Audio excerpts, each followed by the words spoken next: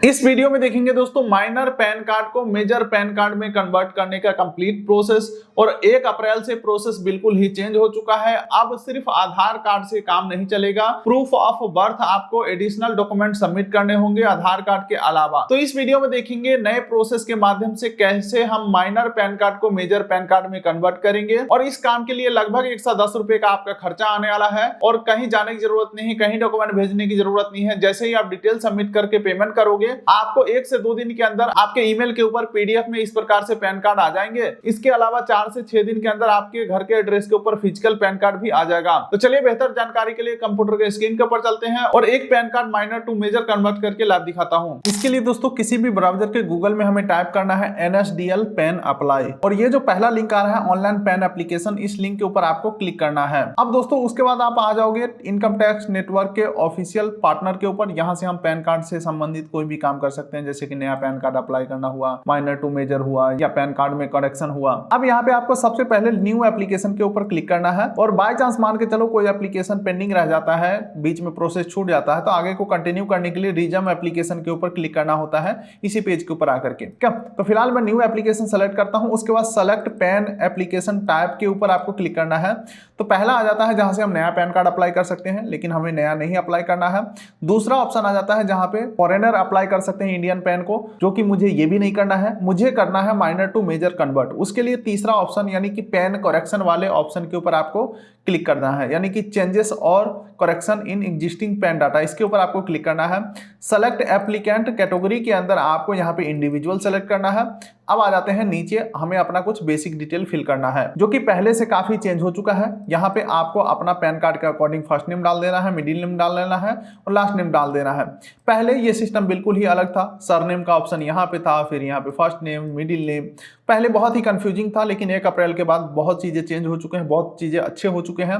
First name डालेंगे, middle name डालेंगे, last name डालेंगे। उसके बाद आपको अपना डेट ऑफ बर्थ डालना है, ईमेल आईडी एक डाल देना है, एक मोबाइल नंबर डाल देना है, और इंडियन सिटीजन है तो यहाँ पे हम यस करेंगे। और आपका जो माइनर वाला पैन नंबर है वो पैन नंबर यहाँ पे एंटर करेंगे, एक टर्म्स एंड कंडीशन एग्री करेंगे, और नीचे ये आई एम नॉट रोबोट के ऊपर क्लिक करेंगे और सबमिट के ऊपर क्लिक करेंगे। चलो एक बार में अपना सारा डाटा फिल करके आगे प्रोसीड करते हैं। तो दोस्तों जैसे हम डिटेल सबमिट करते हैं, एक टेम्पोररी टोकन नंबर जनरेट हो चुका है। इसका आपको पहली बात तो फोटो क्लिक कर लेना है। ऐसा मैं इसलिए कह रहा हूं क्योंकि मान के चलो आपका एप्लीकेशन बीच में फंस जाता है या पेज आउट हो जाता है, तो आप एप्लीकेशन नंबर डाल करके आगे को प्रोसीड कर पाओगे। हालांकि ये जो नंबर है आपके ईमेल के ऊपर भी आ जाता है, लेकिन ईमेल के ऊपर लेट आता है, इसलिए कह रहा हूं पहले से ही आप इस नंबर को सेव कर लो। चलो यहाँ पे कंटिन्यू के ऊपर हम क्लिक करते हैं। अब दोस्तों यहाँ पे इस पेज के ऊपर सबसे पहला ऑप्शन आपको सेलेक्ट करने को मिलता है कि आप डिटेल को किस प्रकार से सबमिट करोगे। तो पहला ऑप्शन को आपको सेलेक्ट नहीं करना है, यहाँ पे बोल रहा है सबमिट डिजिटली थॉट eKYC ई साइन पेपरलेस, लेकिन इस ऑप्शन को सेलेक्ट नहीं करेंगे क्योंकि मुझे मैनुअली फोटो और सिग्नेचर अपलोड करना है, हमें आधार कार्ड वाला फोटो नहीं आगे भेजना है।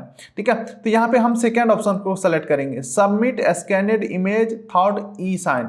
ठीक है, इस ऑप्शन को हम सेलेक्ट करते हैं। तो यहाँ पे आपको 5 रुपया 90 पैसा एक्स्ट्रा देना पड़ेगा, तो इस ऑप्शन को हम सेलेक्ट कर लेते हैं। बाकी दोस्तों तीसरा ऑप्शन के माध्यम से हम फिजिकल डॉक्यूमेंट सेंड करते हैं पैन कार्ड के ऑफिस को, तब जाकर के हमारा प्रोसेस आगे को बढ़ता है। लेकिन दोस्तों सबसे बेस्ट है तीनों में से ये सेकंड ऑप्शन। चलो हमने सेलेक्ट कर लिया, अब आगे बढ़ते हैं। आगे बढ़ते हैं तो पूछा जा रहा है क्या आपको फिजिकल पैन कार्ड रिक्वायर्ड है, आप फिजिकल पैन कार्ड लेना चाहते हैं, तो यहाँ पे हम यस करेंगे। उसके बाद दोस्तों हमारा पैन नंबर यहाँ पे आ चुका है क्योंकि हमने होम पेज के ऊपर डाल दिया था अपना पैन नंबर। अब यहाँ पे आपको इंटर आधार लिस्ट 4 डिजिट, आधार कार्ड का 4 अंक लास्ट का आपको यहाँ पे एंटर कर देना है। उसके बाद नेम एज पर आधार आपको यहाँ पे एंटर कर देना है, और उसके बाद goods and service tax number यानी कि GST नंबर पूछा जा रहा है, तो यहाँ पे हम कुछ भी फिल नहीं करेंगे। आपका नेम यहाँ पे ऑटोमेटिक आ जाएगा क्योंकि होम पेज के ऊपर आपने डाला ही था। उसके बाद यहाँ पे आपको अपना जेंडर सेलेक्ट कर लेना है, और फिर यहाँ पे आपको अपना पेरेंट्स का डिटेल डालना है, जिसमें फादर का फर्स्ट नेम डालेंगे, मिडिल नेम डालेंगे, लास्ट नेम डालेंगे। अगर आप मदर का भी नेम डालना चाहते हैं, डिटेल डालना चाहते हैं तो डाल सकते हैं, मदर का first name, middle name, last name. अगर आपके कोई सिंगल पेरेंट्स हैं तो यहाँ पे यस कर देंगे। फिलहाल मेरे डुअल पेरेंट्स हैं, मम्मी पापा दोनों, तो यहाँ पे हमने कुछ भी फिल नहीं किया है। बाकी दोस्तों अंत में पूछा जा रहा है कि आपको अपने पैन कार्ड के ऊपर माता का डिटेल प्रिंट करवाना है या पिता का, तो यहाँ पे हम फादर को सेलेक्ट करते हैं।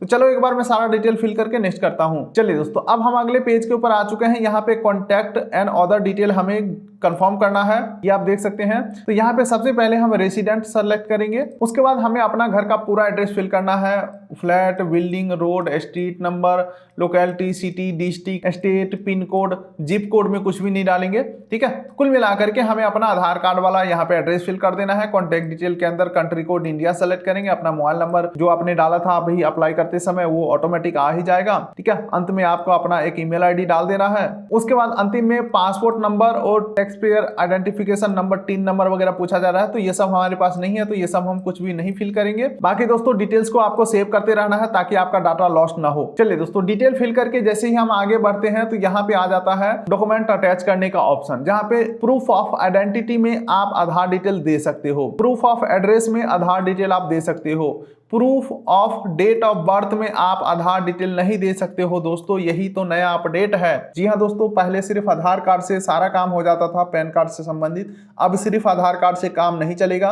Proof of date of birth आपको अलग से देने होंगे, जिसमें क्या क्या आप दे सकते हो, ड्राइविंग लाइसेंस दे सकते हो, 10वीं का सर्टिफिकेट दे सकते हो, पासपोर्ट दे सकते हो, बर्थ सर्टिफिकेट दे सकते हो, पेंशन पेमेंट ऑर्डर दे सकते हो, मैरिज सर्टिफिकेट दे सकते हो, एफिडेविट करवा करके दे सकते हो मजिस्ट्रेट से, या अपना निवास प्रमाण पत्र दे सकते हो। इसके अलावा 10वीं का मार्कशीट भी दे सकते हो, यानी कि 10वीं का मार्कशीट और 10वीं का सर्टिफिकेट दोनों में से कोई भी दे सकते हो। बस कंडीशन ये है कि उस डॉक्यूमेंट के ऊपर आपका डेट ऑफ बर्थ मेंशन होना चाहिए। इसके अलावा आप अपना वोटर आईडी कार्ड दे सकते हो, इलेक्टोरल फोटो आइडेंटिटी कार्ड। इसके अलावा कोई सेंट्रल गवर्नमेंट से आपको अगर कोई आई कार्ड वगैरह मिला है वो भी दे सकते हो। इसके अलावा सेंट्रल गवर्नमेंट का अगर हेल्थ स्कीम का कोई कार्ड है वो दे सकते हो, एक्स सर्विसमैन से संबंधित कोई आईडी कार्ड है वो दे सकते हो। तो चलो मैं यहाँ पे सबसे कॉमन डॉक्यूमेंट हमें लग रहा है 10वीं का मार्कशीट, तो इसे मैं सेलेक्ट कर लेता हूँ। उसके बाद प्रूफ ऑफ पैन के अंदर आपके पास माइनर वाला पैन कार्ड है ही है, तो कॉपी ऑफ पैन कार्ड को सेलेक्ट कर लेंगे, या अगर नो डॉक्यूमेंट भी करोगे तो भी कोई दिक्कत वाली बात नहीं है। चलो copy of pan card select कर लिया हमने। अब दोस्तों नीचे स्क्रॉल करते हैं तो डिक्लेरेशन के अंदर आपको अपना यहाँ पे